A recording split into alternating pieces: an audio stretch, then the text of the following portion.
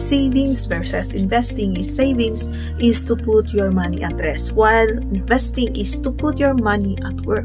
So investing in cooperatives is investment na you make your money and your money work for you. Kahit wala kang gagawin, your money ay nanganganak. So, dito sa cooperatives, meron tayong tinatawag na dividends. Ang dividends po, yan po yung anak or yung return on our investment.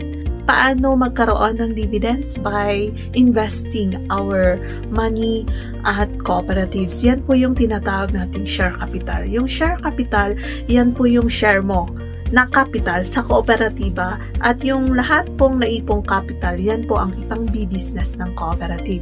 So, kapag nag-earn yung ininvest mong pera doon sa cooperative, yun po ay babalik din sa atin as a member. Equally, depende po kung magkano yung ininvest mo na pera doon. Siyempre, hindi naman pwedeng kung ang ininvest ng kasama mo is 200,000, sa'yo is 100,000, hindi po kayo parehas ng dividends. Now, how can we increase our dividends? Number one is dagdagan mo yung share capital mo. Kung maliit po yung share capital natin, maliit din po yung pwede nating makuhang dividends. Pero kung mataas po yung nilagay nating capital sa kooperatiba, mataas din po yung pwede nating makuha. Huwag mong hayaan na kada taon ay pare-parehas po yung dividend na kinikita natin. Kung gusto mong mapataas pa yung dividends, then maglagay ka ng inyong share capital. Kung ikaw po talaga ay seryosong nag-i-invest sa kooperatiba, have a target every month. Have a target every year na kada taon dapat ganito ang pwede kong kitain na dividends. By next year, iba. Meron sanang dagdag. Kung gusto natin yun, then magdagdag ka. Hindi puro yung kapag ang minimum share capital lang talaga is 20,000, hanggang doon ka na lang din.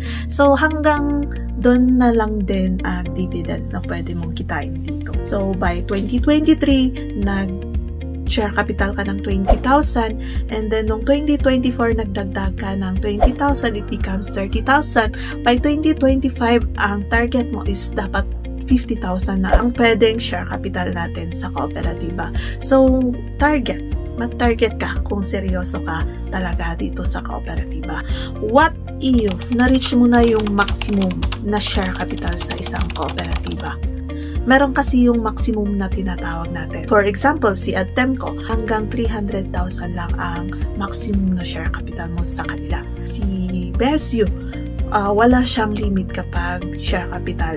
Hindi ko lang alam kung meron na po ngayon.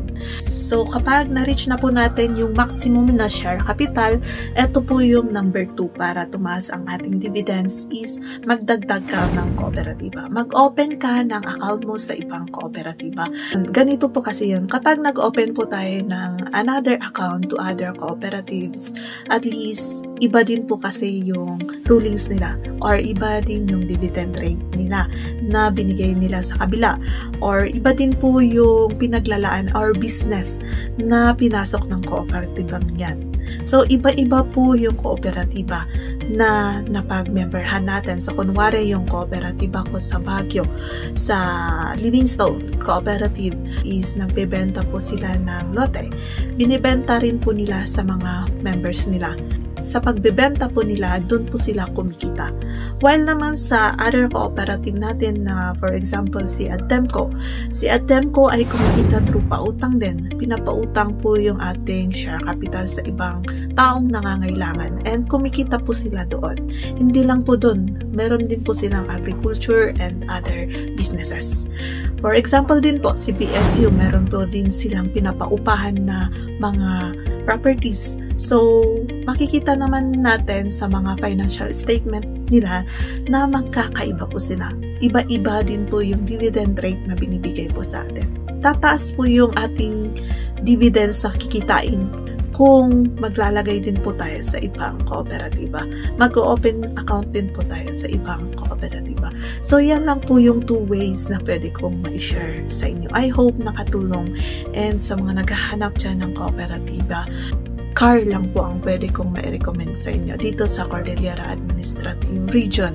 Pero pag sa mga other places na po, sorry to say na hindi ko na po alam. Just do your own research before joining a cooperative. In doing your research, kailangan din po natin umattend ng kanilang pre-membership education seminar para po magkaroon tayo ng kaalaman about that cooperative, kung ano po yung patakaran nila, kung ano po yung policies nila. Because their policies will guide us also to become a great member for each of these cooperatives. So I hope it helps. And yan lang po. Once again, this is Ibing Get Grace saying share is care. Bye. See you.